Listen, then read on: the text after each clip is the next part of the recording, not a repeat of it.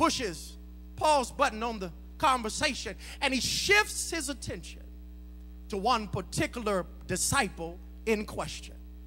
He turns his attention to that apostle by the name of Simon Peter.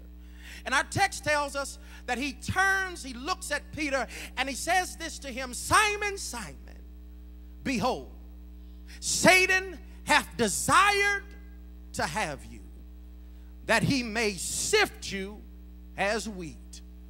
Can you imagine? Here they are in the midst of a conversation where they were trying to figure out who was going to be the greatest. And Jesus stops midstream, mid-conversation, looks Peter dead in the eye and said, Peter, I want to let you know you've been singled out. But being singled out is not by me, but is by Satan. Now here's what gives it more emphasis, is that he says his name twice, which means he said, Peter, I want you to really hear what I'm about to say.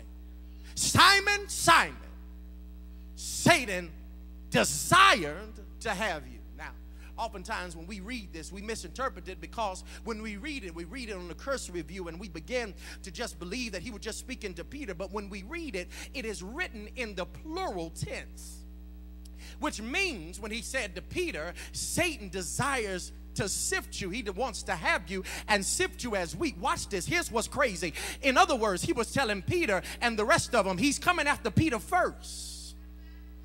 But don't y'all get the big head, because after he's through with Peter, he's coming after all y'all too. Okay, maybe that ought to help to clarify this message today, because there's some people that's saying, well, this message ain't pertaining to me. No, understand. Satan is strategic. He knows exactly what he's doing.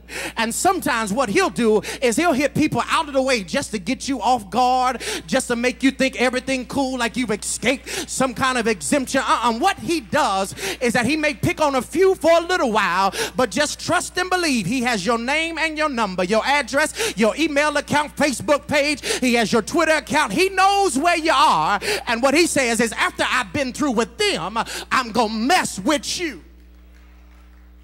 But watch what he says, how he's gonna get them. He says his desire is to have you. He says Satan, in other words, has a compulsion to get you. That it's almost as if it's a strong, passionate emotion that Satan can't even go to sleep at night, because he can't wait to mess with you. See, sometimes we miss this because we think we're exempt. Don't you understand? Satan has been chomping at the bit for some of us. He's been losing sleep. He's been just waiting to have you. There's some folk, he's been waiting to get you in the right position. He's been waiting to get you in the right light. He's desiring. Don't you know that he has a crush on you? He has a tremendous crush and desire. He wants to get you, and it's not to promote you, but Satan wants to expose who you really are. He said his desire that he wants to have. He wants you, Peter. He wants all of y'all. And his main thing is he wants to sift you like wheat. He says, here's Satan's trick, because this was an agricultural context.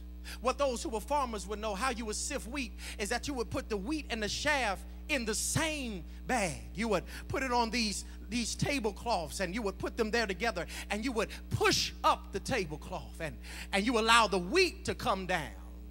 And the chaff, which was the stuff you couldn't use, would find its way filtering out. The wheat was heavier than chaff, but it was a violent shaking. Because when you sift wheat, what you're trying to do is separate the wheat from the chaff. See, let me tell you what Satan's main issue is.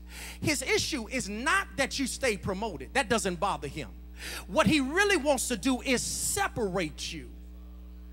Because that's his whole motive, his whole idea is not to try to just make you sick. It's not just to cause these. What he wants to do, if he can separate you from God, if he can throw enough shaking in your life to have your eyes falling off God, if he can shake you enough on your job and have you falling away from God, if he can shake you enough in your relationship, he says, if I can shake you, that's what Satan wants to do. He wants to shift you